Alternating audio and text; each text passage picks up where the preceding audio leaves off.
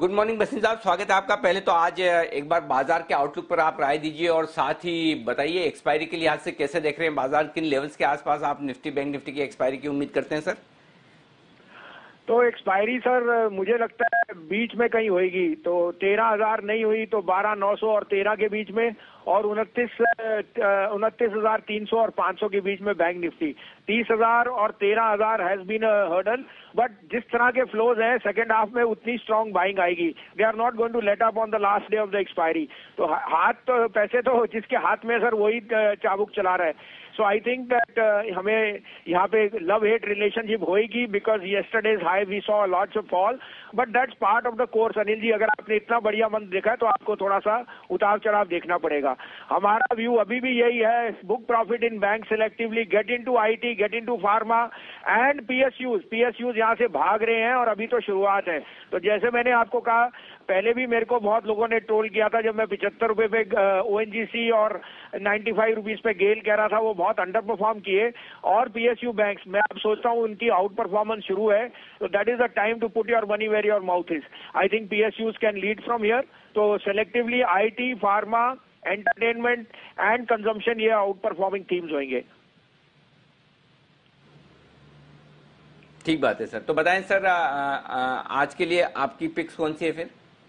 तो अनिल जी, पहले यहाँ पे एक और बात बता दूं, अगर हमने आपको सजेस्ट किया था पीएसयूज तो उसमें हमने कहा था थोड़ा सा शिफ्ट कीजिए, लेकिन थोड़ा ये इसलिए हम कह रहे हैं कि थोड़ी जागरूकता भी होए कि अंडर परफॉर्मेंस भी एक लिमिट तक होता है। आज आपको बोलूं, ONGC is the cheaper stock of energy in the world, उससे सस्ता हो ही नहीं सकता। अब कहीं तो उसकी वैल्यूएशन बेंचमार्क पे आएगी, उसके डिविडेंड यील्ड। उसी तरह से आज आप उदाहरण के लिए कोई पीएसयू बैंक ले लीजिए, स्टेट बैंक को छोड़ के बाकी बैंकों ने भी तो कैश रेज किया, उनकी net interest income, cost of money is the lowest for banks and NBFC, you can't go wrong. तो कल मैंने आपको दो दिग्गज शेयर दिए थे, एचसीएल टेक, माइंडट्री। मैं अभी भी सोचता हूँ Mindtree earnings are the best in the industry, along with HCL tech they will be re rated. अब आप कहें तो दो नहीं 3 पिक्स हैं और तीनों लॉन्ग साइड में हैं और सिलेक्टिव आउट परफॉर्मेंस स्टॉक्स हैं। मैं आपकी पिक्स लूं सर, उससे पहले एक चीज बोलना चाहता हूं, चूंकि आज आपने 2 बार जिक्र किया ट्रोलिंग का। सर मैं आपको, मैं दर्शकों को भी बता दूं और आपको तो खैर पता ही है कि मार्च के महीने से जब इतनी तेज गिरावट हुई और उसके बाद से लेकर अब तक बाजार में सबसे ज्यादा भरोसे से अगर किसी एक आदमी ने बोला खरीदिए तो वो बसिन साहब ही है। हम बसिन साहब, बाकी सारे पैनलिस्ट एक्सपर्ट हैं, एनालिस्ट हैं, कोशिश करते हैं कि सही है। सब लोग, कोई भी इनमें से भगवान नहीं है कि 100% सब सही हो, और ये मार्केट है, हर रोज ऊपर नीचे होगा। आप भरोसा रखकर अगर कंफर्ट और कॉन्फिडेंस से ट्रेड करेंगे और अच्छे शेयरों में जिस तरह से बताया जा रहा है तो आपको नुकसान नहीं होगा। लेकिन अगर आप ये सोचते हैं हर एक शेयर बिल्कुल टारगेट पर पहुंचे और जब आप ले उसके बाद कभी नीचे न जाए, तो ये हो नहीं सकता।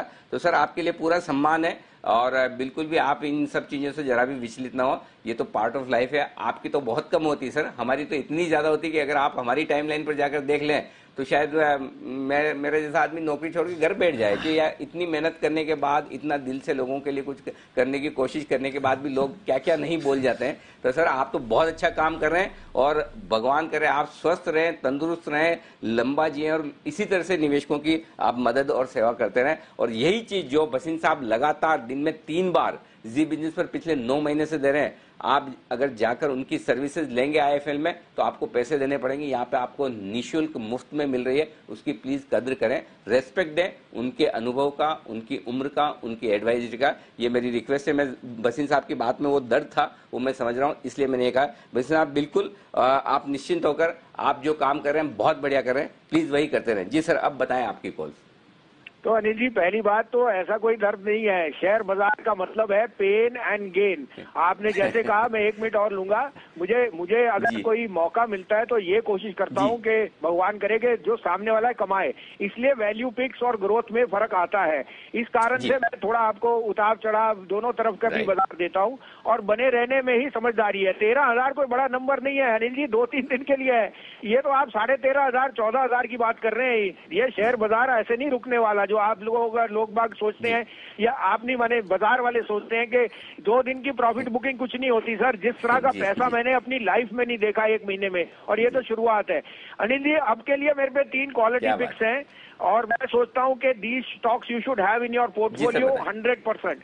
तो पहला पिक होएगा पहला पिक होगा sir Infosys. Infosys is giving you the again an opportunity. ये 1105.7 में इसका 1090 का स्टॉप लॉस रखिए, 1155 का टारगेट, लेकिन this can even go to 1175 1200।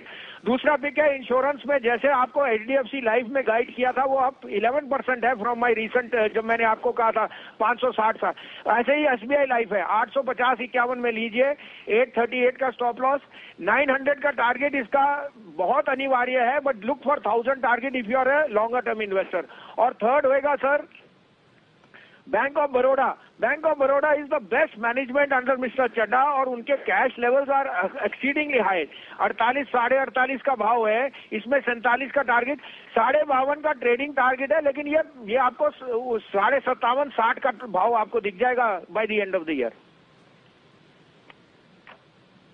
क्या बात है। तो 3 बेहतरीन तगड़ी दमदार पिक्स आपके लिए है जो बसिन साहब की तरफ से खरीदारी के लिए आती दिख रही है। इन्फोसिस खरीदें 1105 1107 की रेंज में, 1090 का आपका स्टॉप लॉस होना चाहिए, 1155 1175 ये छोटे टारगेट हैं ट्रेडर्स के लिए, 1200 रुपए तक का टारगेट आप इन्वेस्टमेंट के लिहाज से रखें। एसबीआई लाइफ 850 851 में खरीदें, 838 ये आपका स्टॉप लॉस है, 900 और 1000 रुपए ये है आपके लिए वो टारगेट। बैंक ऑफ बड़ौदा 48-48-50 में खरीदना है, 47-47 का स्टॉप लॉस है, 52 हाफ 52 रुपए 50 पैसे, 57 हाफ 57 रुपए 50 पैसे और 60 दिसंबर तक के टारगेट ये हैं सारे बसिन साहब की तरफ से। बहुत बहुत